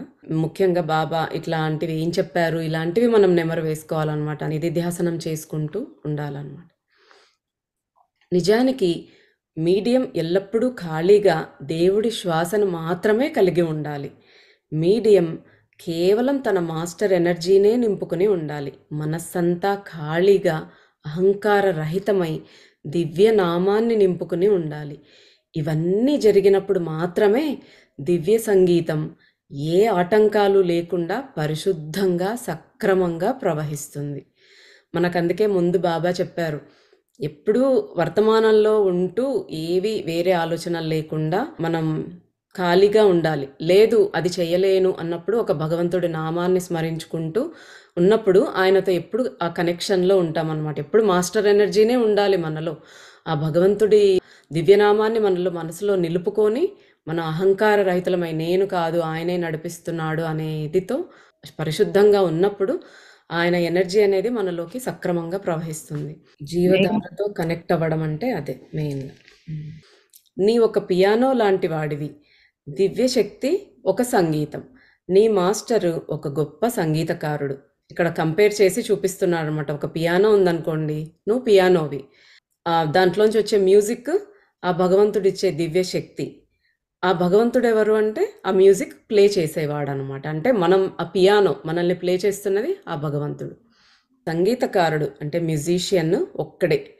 అయితే ఆ పియానో ట్యూన్ అయి ఉండాలి. అన్ని మెట్లు సక్రమంగా పద్ధతి ప్రకారం అమరి మరీ గట్టిగా కాకుండా వదులుగా కాకుండా ఉండాలి చెప్పడం ఆపారు బాబా. అంతే కదా, ఆ పియానోలో కొన్ని మెట్లు విరిగిపోయి అలా ఉన్నాయనుకోండి, సరైన సంగీతం ఎలా ప్లే చేయదో మనలో కూడా అలాగ లోపాలు ఉన్నప్పుడు ఆ భగవంతుడిచ్చే ఎనర్జీ అనేది మనలో నుంచి సరైన రూపంలో రాదనమాట. కానీ బాబా ఎవరైనా అన్ని వేళలా దివ్యశక్తిని ఎలా నింపుకోగలరు? అంతేకాకుండా రోజంతా ఎవరూ ఛానలింగ్ చెయ్యరు కదా! అలాంటప్పుడు తన స్వంతాన్ని పోగొట్టుకోవాల్సిన అవసరం ఏముంది? అడిగాడు రుద్ర. అబ్బాయి, మనం ముందు దివ్యశక్తి అన్ని వేళలా ఎలా నిండుతుందో విచారిద్దాం. నీకు తెలుసా? ప్రపంచంలో ఎవ్వరూ చెయ్యనంత చెండాలంగా నువ్వు టీ సూపు చేస్తావు. అయినా రోజులో చాలా భాగం నీలో దివ్యశక్తి నింపబడుతోంది. ఆగారు బాబా. అంటే తన క్వెషన్ చాలా అమాయకంగా మై- అడుగుతున్నాడు. అది కరెక్టే కదా. ఇప్పుడు మనకెవరికైనా కూడా అదే, మనం రోజంతా అదే మెయింటైన్ చేయాలంటే చాలా కష్టం. ఆ ఎనర్జీనే ఆ ఎమోషన్నే ఎక్కడ ఒక్క ఆలోచన కూడా రాకుండా. ఎందుకంటే మనం ఉండేది కలియుగం. ఈ మాయా ప్రపంచంలో మాయ అనేది వస్తూనే ఉంటుంది మన దగ్గరికి. ఆ మాయ రాకుండానే ఆ భగవంతుడి నామాన్ని పట్టుకోవాలి ఇంకంతే. అదే పవర్ ఆఫ్ నౌ కానీ ఈ నామస్మరణ ఇదంతా ఎందుకు చెప్తున్నారంటే దట్ ఈస్ ద రీజన్. కానీ మనలాగానే ఇప్పుడు రుద్ర అంటే మనల్ని రిప్రజెంట్ చేసే ఒక కండక్టర్ కదా, తను అడుగుతున్నాడు రోజంతా ఎట్లా నింపుకుంటాను నేను, రోజంతా ఎట్లా ఛానలింగ్ చేస్తారు ఎవరైనా. అట్లాంటప్పుడు తన సొంతాన్ని అంటే ఈగోని వదిలేయమన్నారు కదా, అహాన్ని నువ్వు అంతా వదిలేస్తే ఆ, అన్నారు కదా, ఆ సొంతాన్ని పోగొట్టుకోవాల్సిన అవసరం ఏముంది అడిగాడు రుద్ర. అదే, మరి నువ్వు ఆల్రెడీ ఉంటానని చెప్తున్నావు కదా నాతో, ఇంకా నా ఈగో నాకు ఉండొచ్చు కదా. అంటే ఆ అబ్బాయి అని ఇప్పుడు మళ్ళీ బాబా చెప్తున్నారు, ముందు దివ్య శక్తి అన్ని వేళలా ఎలా నిండుతుందో విచారిద్దాం, ముందు అది ఇంపార్టెంట్. లేదు. అలాంటిది ఏమీ లేదు. రోజులో చాలా భాగం నేను నా లోపల బాధింపబడుతూనే ఉన్నాను. ఆగాడు రుద్ర. దివ్యశక్తితో నింపబడినంత మాత్రాన శరీరం, హృదయం, మనస్సు బాధకు గురి అవ్వవని ఎవరైనా చెప్పారా? ప్రతి ప్రవక్త, దేవుని కుమారుడు సాధారణ మానవుడి కన్నా ఎక్కువగా మానసికంగా, శారీరకంగా, ఆధ్యాత్మికంగా వేదన చెందారు. వారికి సందేహాలు, అజ్ఞాన అంధకారపు క్షణాలు, నిరాశా నిస్పృహలు ఉంటాయి. అయినా దివ్యశక్తితో నింపబడేవారు. దివ్యశక్తితో నింపబడడం అంటే అర్థం ఏమిటి? మనం దివ్యశక్తితో నింపబడినంత మాత్రాన ఇంక మనకి ఏ కష్టాలు రావు. మనం ఇంక అన్ని రకాలుగా పర్ఫెక్ట్ అని కాదు. మనకింకా అలాంటి మార్గంలో ఉన్నప్పుడే ఇంకా ఎక్కువగా బాధలు అనేవి వస్తాయి. అవి ఫిజికల్‌గా అయినా, మెంటల్‌గా అయినా, స్పిరిచువల్‌గా అయినా, ఏ రకంగా అయినా మనకి ఇంకా ఎక్కువ కష్టాలొస్తాయి. ఇప్పుడు క్రైస్ట్ ఉన్నాడు. ఆయనని ఎన్ని కష్టాలు పెట్టారు కదా! బాబానే ఉన్నారు. బాబానైనా కూడా అందరూ ఆయనని దేవుడిగానో, దేవుడి అవతారంగానో గుర్తించి ఆయనని ఏదో పూజలు చేసి అలా చేయలేదు. ఎంతోమంది ఆయనను పిచ్చి ఫకీర్ అన్నారు, కామెంట్ చేశారు. ఆయన చేసే ప్రతి పనిని క్వెషన్ చేశారు. బట్ వాళ్ళలో ఉండే ఆ కాంతి అనేది బయటకి ఒకరికి హెల్ప్ చేయడానికే అది ఉపయోగపడుతుంది. ఇప్పుడు చెప్తున్నారు బాబా ఆన్సర్, దివ్యశక్తితో నింపబడటం అంటే అర్థం ఏమిటి? విశ్వపు స్టూడియోల నుండి దేవదూతలు ఆకాశాన్ని తెరిచి నీ తలలోకి దివ్యత్వపు పరిమళాన్ని నింపుతారని అనుకుంటున్నావా అబ్బాయి? ఇదే మనం అందరం కన్ఫ్యూజ్ అయ్యేది ఏంటి అంటే, మనకి ఏదో ఒక డోర్ ఓపెన్ అయిపోతుంది, లోపల లోపల నుంచి ఏదో వచ్చేస్తుంది బయట నుంచి శక్తి అని అనుకుంటాము. దానికి క్లియర్గా ఇప్పుడు బాబా ఆన్సర్ చేయబోతున్నారు. అబ్బాయి, దివ్యత్వంతో నింపబడటం అంటే జీవధారతో అనుసంధానమయ్యి తద్వారా జీవశక్తిని ప్రవహింపచేసి ఎవరికి అవసరమో వారి అజ్ఞానాంధకారాన్ని పోగొట్టి కాంతిని అందివ్వగలగడం. దివ్యత్వంతో నింపటం అంటే నీ యొక్క అహాన్ని వదిలేసి నీ స్వంత అస్తిత్వం నుండి విడుదల అవ్వటం. మనం స్థిరంగా లేము. అదే ఏం చెప్తున్నారు? నీ యొక్క అహాన్ని వదిలేసెయ్యి. నీలో ఉన్న అహంతో కూడుకున్న షాడోస్, ఆ నీడలు మన ఎన్నో ఉన్నాయి, ఛాయలు. అహం తాలూకు ద్వంద్వత్వపు ఛాయలు, ఆ డ్యుయాలిటీలో ఉన్నాం మనం. అంటే ఈ అరిషడ్ వర్గాలు కానీ, అజ్ఞానం కానీ, ఆ అవిద్య కానీ లోపల ఏదైతే పేరుకుపోయి ఉన్నాయో, అండ్ వాటి తాలూకా ఏదైతే మనం తెచ్చుకుంటున్నామో అవే మనం బయటికి ప్రకటితం చేస్తున్నాము. ఇవన్నీ కూడా మనం క్లియర్ చేసుకుంటే మనలో మిగిలేదే ఆ దివ్య శక్తి అనేది. అదే చెప్పేది, బయట ఎక్కడి నుంచో రాదు, ఎక్కడి నుంచో మన లోపలికి ఒక శక్తి ప్రవేశించేసి ఆ సినిమాల్లో చూపించినట్టు అట్లా కాదు. మన లోపల ప్యూరిఫికేషన్ జరుగుతూ ద్వంద్వత్వంలో నుంచి మనం ఏకత్వ స్థితిలోకి వెళ్తున్నాం. అంటే ఆ డివైన్ క్వాలిటీస్ ఇప్పుడు బాబా ఏదైతే చెప్తున్నారో మంచి ఉద్దేశంతోనే చేస్తాం, ఏ పనులు చేసినా సరే. నిష్కామ కర్మయ్య చేస్తున్నాము, కర్తృత్వ భావన లేకుండా చేస్తున్నాము ఆత్మస్థితిలో. అంటే మనం ఎప్పుడు కూటస్థ చైతన్య స్థితిలో, ఇప్పుడు నవ్ మూమెంట్ వర్తమాన క్షణం గురించి కానీ, దివ్యనామ స్మరణ ఇవన్నీ ఎందుకు బాబా రుద్రాకి ట్రైన్ చేస్తున్నారు, మనందరికీ చెప్తున్నారు అంటే ఇవన్నీ కూడా మనలో ఉన్న అహాన్ని, అంటే మన మనస్సుని ఆత్మలోకి లయం చేసేయటానికి మనం ఉపయోగించుకునే సాధనాలు ఇవన్నీ. మన మనస్సు తన స్థితి అయిన ఎక్కడ మనస్సుకి ఆధారభూతమైనది ఆత్మ. ఆత్మ లేనిదే మనస్సు లేదు. దెర్ ఇస్ ఆ బేసిస్ ఏంటి, దానికి ఆధారం మనస్సు ఏంటి అంటే ఆత్మ. మన మనస్సుని తీసుకెళ్లి ఆత్మలో లయం చేస్తున్నాం. అందుకే మన నామస్మరణ చేసేటప్పుడు దాని మీదే, భగవంతుడి మీదే ఉంటుంది. ఇంకా బయట ఉన్న బాహ్య ప్రపంచం మీద మన దృష్టి, ఆ మనసు, ఆలోచనలు వెళ్ళవు. అలా లయం చేస్తున్నాము. అప్పుడు ఏమవుతోంది? ఈ అహం ఎక్కడి నుంచి వచ్చింది? అహానికి ఆధారభూతమైనది మనస్సు. సో ఈ అహానికి కూడా మనం వెనక్కి వచ్చేసింది. సో మనస్సు దాంట్లో ఆత్మలో లైవ్ అయినప్పుడు ఇంకా అహానికి ఆధారం లేదు, ఎందుకంటే మనస్సు డిసపియర్ అయిపోయింది. మనస్సు is already in the soul state, ఆత్మస్థితిలో ఉంది. సో ఈ అహం ద్వంద్వత్వంలోకి వెళ్ళేది లేదు. అలా ఎప్పుడైతే మనలో ఆ ప్యూరిఫికేషన్ జరుగుతుందో, అహాన్ని పూర్తిగా మనం లయం చేసుకుంటామో లోపలికి, అక్కడ మిగిలేదంతా మనలో దివ్య చైతన్యమే. అదే ఎక్స్ప్లెయిన్ చేస్తున్నారు. అదే నీ సొంత స్థితిలోకి నువ్వు వెళ్తున్నావు. నేను నీతో ముందు చెప్పినట్లు నీ ఆత్మలో ఒక్కరికే స్థానం ఉంది. నేను లేక నువ్వు, ఏదర్ ఐ ఆర్ యు, ఎవరుంటారు చెప్పుకో. నీ ఆత్మ ఒక్కరికే స్థానం కల్పించగలదు. నేను అనేది నీ స్వంత అహం. అది కోరికలతోనూ మనోజనిత అవసరాలతోనూ చిన్న చిన్న సంకోచాలతోనూ ఎన్నో రకాలుగా నిన్ను వలలో వేసుకోవాలని చూస్తుంటుంది. ఇదే మనం నిత్యం చేసేది. మనందరం ఎందుకు ఇంత స్ట్రగుల్ అవుతున్నాము అంటే మన నిజస్థితి మనం మర్చిపోయాం. మన నిజస్థితి అయిన ఆత్మస్థితిలో మనం లేము. అన్ని ద్వంద్వత్వాలతో కూడుకొని మనం ఎప్పుడు కూడా మన అవసరాలకే ఎక్కువ ప్రాముఖ్యత ఇస్తాము. మనం దైవనామ స్మరణ చేయమంటే చెయ్యం. నేను చెయ్యననే చెప్తాం. బయట ఎన్ని కబుర్లు చెప్పినా లోపల మనసుని చెప్పిన మాట మాకు ఈ అనుకి శిరీషకి పనేం లేదు, ఏం చేస్తున్నారు అనే మీ మనసు చెప్తుంది. సో ఈ దీన్ని బట్టే ఎంతో ద్వంద్వత్వంలో ఉండి మనం దుఃఖాన్ని మనం ఎక్స్పీరియన్స్ చేస్తున్నాము. ఈ చిన్న చిన్న సంకోచాలతోనూ ఈ ఆ వలలోనే మీరు ఎక్కువ చిక్కుకుంటున్నారు అని చెప్తున్నారు. నువ్వు యు దేవుడికి సంకేతం. అంతే కదా, మనం అందరం కూడా పరమాత్మ నుండి వచ్చిన ఆ జీవాత్మ. మన మనం ఆ పరమాత్మ ప్రతిబింబాలం. ఒక దారి తెన్ను తెలియకుండా ఎవ్వరూ చనిపోవాలని కోరుకోరు. నీ ఆత్మ దేనిని కోరుకుంటోంది? నీ స్వతం అహరన్నా దేవుడినా అంటున్నారు. ఆత్మ దేనిని కోరుకుంటోంది? మనకి ఇక్కడ చిన్న ఎగ్జాంపుల్ ఏంటంటే, ఆత్మ ఏంటి కోరుకుంటోంది? ఫిజికల్ గా మనం ఏం కోరుకుంటున్నామంటే, ఒక వస్తువు కొనుక్కుంటున్నాం, ఒక మంచి డైమండ్ నెక్లెస్ కొనుక్కున్నాం. ఈ రోజు వెళ్ళాము కొనుక్కున్నాము because you like it so much అనుకుందాం. కానీ ఒక రోజు చూసుకుంటాం, నెక్స్ట్ డే అది లాకర్ లోకి వెళ్తుంది. పోనీ ఒక 1 వీక్ తర్వాత డెఫినెట్ గా లాకర్ లోకి వెళ్తుంది. Yes or no? మరి ఆ తర్వాత ఆ ఉంటది, ఒక రోజు చూసినప్పుడు అబ్బా ఎంత బాగుంది అనుకుంటాం, వేసుకుంటాం, మిర్రర్ లో పెట్టుకుంటాం, సెల్ఫీలు తీసుకుంటాం, వాట్సాప్ లో పెట్టుకుంటాం, ఫైన్.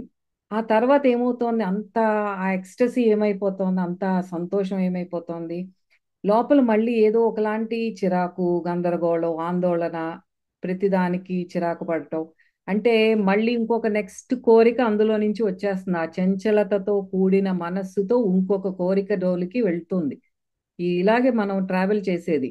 మళ్ళీ ఆ మైండ్ దాన్ని ఓకే మంచి డీల్ వచ్చిందా లేదా అని దాన్ని చూసుకోవటం, ఆ కార్ట్ లో పెట్టడం, తీయటం, మళ్ళీ అది కొనుక్కుంటాం, మైండ్ దాని మీదకి వెళ్తుంది, ఆ వస్తువు వస్తుంది. మరి ఏమవుతోంది ఇక్కడ? You have to be extremely happy కదా. ఎందుకు ఆ గందరగోళం అంటే అదే ఆత్మ. నీ ఆత్మకి కావాల్సింది కానిది మనం చేస్తున్నాం కాబట్టి ఎన్ని వస్తువులు కొనుక్కున్నా తృప్తి అనేది లేదు, సంతోషం లేదు, వచ్చినా సరే క్షణికంగా ఉంటుంది. బికాస్ దిస్ ఈజ్ నాట్ నీ ఇన్నర్ సెల్ఫ్ కోరుకునేది ఇది కాదు. దానికి ఎప్పుడు చంటి బిడ్డ ఎలాగైతే మా అమ్మ కావాలి అని కోరుకుంటాడో, ఆత్మ ఎప్పుడు నేను పరమాత్మతో ఉండాలి అనే కోరుకుంటుంది. కాబట్టి మనం నిత్యం గందరగోళంలో, ఆందోళనలో, దుఃఖంలో ఉంటాము. ఇదొక్కటే మనం తెలుసుకోవాల్సింది. మనం కొనుక్కోవద్దని కాదు ఇక్కడ. కొనుక్కున్నా సరే మనకు ఆత్మకి కూడా కొంచెం పరమాత్మతో వాళ్ళ అమ్మ దగ్గరికి చేర్చాలి. అది ఎప్పుడు గుర్తుపెట్టుకోవాలి మనం. అందుకనే డైలీ ఎవ్రీ సింగిల్ డే మన ఆత్మ ఎప్పుడు హ్యాపీగా ఉంటుంది. మనం ఇన్ దర్ ఫిజికల్ లైఫ్ హ్యాపీగా ఉంటామంటే ధ్యాన సాధన చేసినప్పుడు, దైవనామ స్మరణ, అందులో కూడా తన్మయత్వంలోకి వెళ్ళిపోవాలి. ఎలా ఎంత తన్మయత్వం అంటే ఇంకా పరమాత్మతో లయమైపోతున్నాను అని కళ్ళల్లో నీళ్లు, ఆ గగురుపాటు, ఆ తన్మయత్వం వచ్చినప్పుడే now that baby soul is with the పరమాత్మ, తల్లి ఒడిలో చేరినట్టు ఫీల్ అవ్వాలి. దట్ ఈస్ ద రియల్ ఆ ఆ స్థితి అంటే.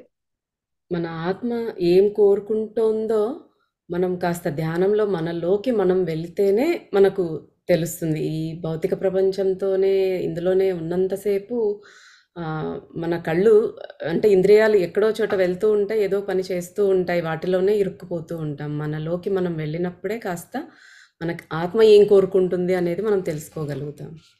నువ్వు పిల్లలు దూరమై కలిగే బాధ, నొప్పి, నువ్వు మోసగింపబడటం, విధి చేత వేటాడబడి నాశనం అవ్వటం, శాంతిగా శ్వాస కూడా తీసుకోలేకపోవటం ఉన్నాయి కదా. కానీ అబ్బాయి, నేనే నా స్వంత చేతిని నరుక్కున్నా బాధ కలుగుతుంది, రక్తం కారుతుంది. నేను ఎంతగా ఆధ్యాత్మికంగా అభివృద్ధి చెందినా, ఎంతగా దివ్యశక్తితో నింపబడినా కూడా, చేప నీటిలో ఈదినా, పక్షులు ఆకాశంలో ఎగిరినా, మానవులు మాట్లాడగలిగినా ఇందులో ఇంద్రజాలమేమీ లేదు. ఇవన్నీ కూడా భూమి మీద కొన్ని నియమాలను పాటించడమే. కాబట్టి అబ్బాయి, నువ్వు ఎప్పుడైతే వర్తమానంలో ఉంటావో అప్పుడు నువ్వు సాయిబాబా పేరు కానీ, మెహర్ బాబా పేరు కానీ జపిస్తూ ఉంటావు. నువ్వు దేవిని ప్రార్థిస్తూ ఉంటావు, లేదా ఇస్లామిక్ ప్రార్థనలు జపిస్తూ ఉంటావు. అదే చెప్తున్నారు.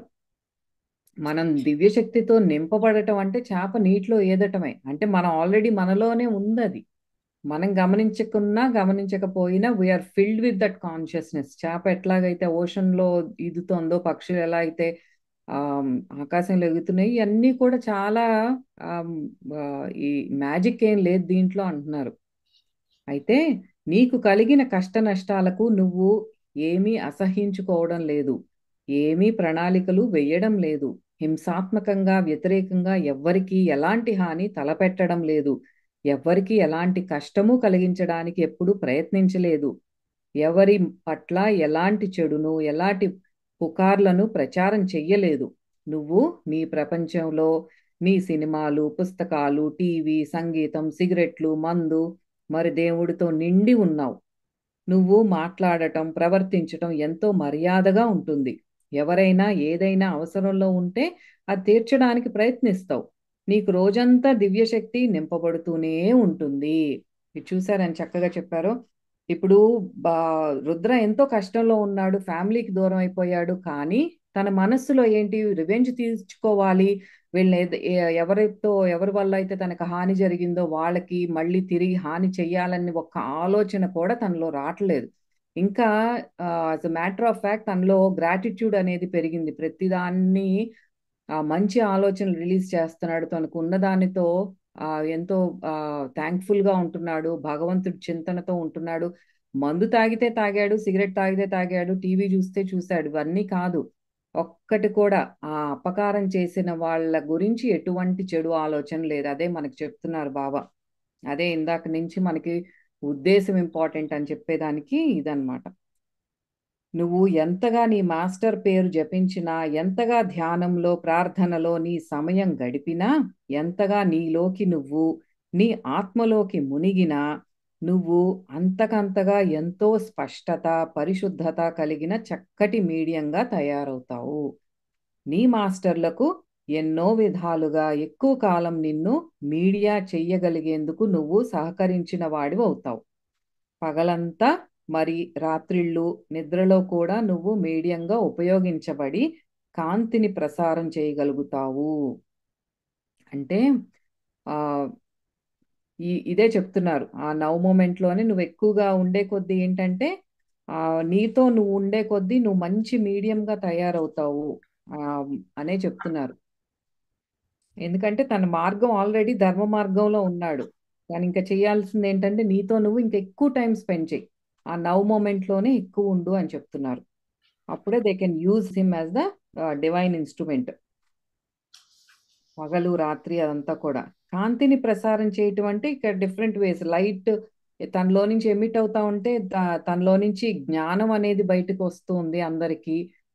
తనగా ఏదైతే మంచి సంస్కారాలు ఉన్నాయో అది కూడా స్ప్రెడ్ చేస్తాడు. అదంతా కూడా కాంతి కిందే వస్తుంది. You're spreading your divine light అంటారు. నువ్వు చేయగలిగిందల్లా ఈ క్షణంలో జీవిస్తూ నీ మాస్టర్ మరి భగవంతుడితో ఉండు. ఒక్కసారి ఒక్క పనే చెయ్యి.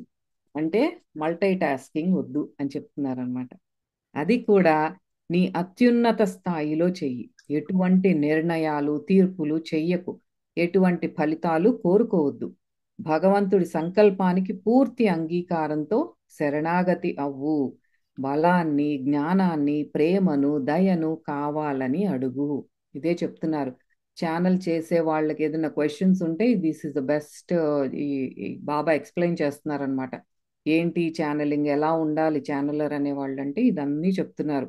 ఇంకా తనకి టిప్స్ ఏమి ఇస్తున్నారంటే నీతో నువ్వు ఎక్కువ స్పెండ్ చెయ్యి, నవ్ మూమెంట్లోనే ఎక్కువ ఉండు, భగవన్నామ స్మరణ చెయ్యి, అంతేగాని ఎవరిని క్రిటిసైజ్ చేయొద్దు, ఎవరి మీద జడ్జిమెంట్స్ పాస్ చేయొద్దు. ఇవన్నీ కూడా నువ్వు ఏదైతే చేస్తున్నావో జస్ట్ చేసుకుంటా ఇల్లు, రిజల్ట్ గురించి ఎటువంటి ఆలోచనలు వద్దు. సో ఆ శరణాగతి కానీ, శరణాగతి అంటే అంతే, ఏ చేసేది చేసుకుంటూ వెళ్ళటం, రిజల్ట్ మీద ఇంకా మనకి దృష్టి కూడా వెళ్ళదన్నమాట. గుర్తుంచుకో నీ విధిని, ఎటువంటిదైనా పూర్తి అంగీకారంతో సకారాత్మకంగా రిసీవ్ చేసుకో. చాలా మంది ఫలితాలను కోపంగా, నిస్సహాయంగా అంగీకరిస్తారు. ఇది మొత్తానికే నష్టం కలిగిస్తుంది. అంటే మనకి ఎప్పుడు ఆ పాజిటివ్గా వస్తేనే మనం మంచిగా యాక్సెప్ట్ చేస్తాం, ఒక పెద్ద స్మైల్తో. ఒకటి ఏదైనా మనకు అనుకూలంగా అది జరిగేది కరెక్ట్గానే జరుగుతోంది, కానీ నేను అనుకున్నట్టు అది జరగలేదు అన్న ఒక ఆలోచన చాలు అంతా సర్వనాశనం అవటానికి. అదే ఎక్స్పెక్టేషన్ మెయిన్. యాహ్! నీ మాస్టర్ ప్రతీదీ నీకోసం ప్లాన్ చేసి ఉంటాడు అని గ్రహించు. ఎందుకంటే అప్పుడే నువ్వు ఆధ్యాత్మికంగా ఎదుగుతావు అని, పరిశుద్ధుడవవుతావు అని గ్రహించు. నీ మాస్టర్ నీకు ఏది ఉత్తమమైనదో అదే చేస్తున్నాడు అన్న ఎరుక కలిగి ఉండు. నీకే కాదు, నీకు ప్రియమైన వారి పట్ల కూడా అదే వర్తిస్తుంది అని గుర్తుంచుకో. సరే, ఏది నువ్వు చేసే ఆ టీ ఏదో ఇవ్వు, ముగించారు బాబా. చాలాసేపటి దాకా బాబా పాదాలు ఒత్తుతూనే ఉన్నాడు రుద్ర. ఒకసారి దీర్ఘంగా శ్వాసించాడు. ఖచ్చితంగా తన పూర్వజన్మల్లో ఏదో ఒక దానిలో ఏదో పుణ్యం చేసుకుని ఉండాలి. కాబట్టి బాబా సామీప్యం లభించింది అనుకున్నాడు. తనకెప్పుడు ఇదే ఏం నాలో ఇన్ని అదేంటి నెగిటివ్ క్వాలిటీస్ లాగా తనకి కనిపిస్తున్నాయి. ఆ మందు తాగటం కానీ ఇవన్నీ కూడా ఏదో జన్మలో ఏదో చేసుంటానులే, బాబా దగ్గరికి వచ్చాను అనుకుంటున్నాడు. అవును, నువ్వు నాకు సేవ చేశావు. ఎన్నో జీవిత కాలాల పాటు నువ్వు సేవ చేశావు. నేను నిన్ను కాపాడాను, మార్గదర్శకత్వం వహించాను, నీ పురోగమనానికి సహాయపడ్డాను. కానీ మంచి టీ ఎలా చెయ్యాలో నేర్పలేదు అన్నారు బాబా. ఇద్దరూ నవ్వుకున్నారు పెద్దగా. రుద్ర బాబాని గట్టిగా హత్తుకున్నాడు. బాబా రుద్రని ముద్దు పెట్టుకొని అతని పొడుగాటి జుట్టు నిమిరాడు. బాగుంది. ఆ సన్నివేశం బాగుంది. ఇద్దరు హగ్ చేసుకోవటం, రుద్రాని బాబా ముద్దు పెట్టుకున్నా అంటే అది నా అదృష్టం రుద్రాక. అంటే ఇవన్నీ కూడా మనం చేసే బ్యాడ్ కర్మాస్, మంచి కర్మలు కూడా మనం దేవుణ్ణి ప్రార్థించేటప్పుడు మళ్ళీ అంత దగ్గరికి వెళ్తున్నామట. ఒక్కొక్క స్టెప్ ముందుకు వెళ్తున్నాం. ఇవన్నీ కూడా మళ్ళీ నెక్స్ట్ జన్మలో ఇంకా దగ్గరికి వెళ్తాం. ఇప్పుడు బాబాకి రుద్రాకి ఎంత కనెక్షన్ వచ్చిందో మనకి కూడా అంతే. అందుకనే మనందరం కూడా చక్కగా మనం మనస, వాచ, కర్మన ఏం చేస్తున్నాము అనేది పైకొకటి హిపోక్రటిక్ బిహేవియర్ అనేది సచ్ ఎ డిస్గస్టింగ్ థింగ్. అది కూడా మనం చెప్పుకుంటాం.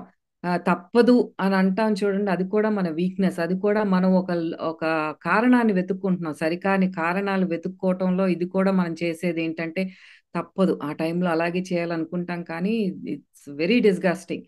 ఆ లోపల ఒకటి ఉద్దేశం పెట్టుకుని పైకి మాత్రం నవ్వుతూ ఐ లవ్ యూ అని హగ్స్ చేసుకుంటారు. పిచ్చెక్కేస్తుంది చూడటానికి. సో, దయచేసి లోపల ఉద్దేశం ఎలా ఉంది? మన మాటలు ఎలా ఉన్నాయి? మనం ఎలాంటి చర్యలు చేస్తున్నామో గమనించుకోవటం. అదే ఈ రోజంతా బాబా చెప్పింది మనకి. అండ్ ఆల్ ద టైమ్ ప్రతి సెషన్‌లోనూ చెప్పేది నౌ మొమెంట్ గురించి. మనం ఈ క్షణంలో ఉండటానికి ట్రై చేస్తే అదే మనలో దివ్య చైతన్యాన్ని ఆహ్వానించటం అనేది దట్ ఇట్‌సెల్ఫ్ మనలో ఉన్న అహాన్ని అది మెల్ట్ చేసేస్తుంది. ఎందుకంటే అది మనస్సులో లయమైపోయి మనస్సు వెళ్ళి ఆత్మస్థితిలో ఉండటానికి మనకి సహాయపడేది, మన చేతిలో ఉన్న సాధనం ఏమిటంటే వర్తమాన క్షణము. అండ్ అది ఏ రకంగానైనా మనం వాడుకోవచ్చు. శ్వాస మీద ఉండటం కానీ, లేకపోతే నామస్మరణం చేసుకోవటం కానీ, ఎవరికి ఎలాంటి కనెక్షన్ వస్తే అలా. సో, మనం సాధనా పరంగా కూడా దీన్ని తీసుకెళ్తే ఎంతో అద్భుతంగా ఉంటాయి. భగవంతుడికి మనం కూడా చేరువవుతాము. సో, అన్నిట్లోనూ మనకు త్రికరణ శుద్ధి, త్రికరణ శుద్ధి, ఆలోచన, వాక్కు, పని అన్నీ ప్యూర్‌గా ఉండాలి. ఇదండి ఈరోజు సెషన్. అందరం చక్కగా బాబా చెప్పిన మాటలని ప్రాక్టికల్‌గా మనం ఫాలో అవుతూ, రుద్రలాగా మనం కూడా మంచి కనెక్షన్ ఎస్టాబ్లిష్ చేసుకుందాము. సో, మళ్ళీ వచ్చే గురువారం మళ్ళీ కలుద్దాం. అంతవరకు సెలవు. నమస్తే.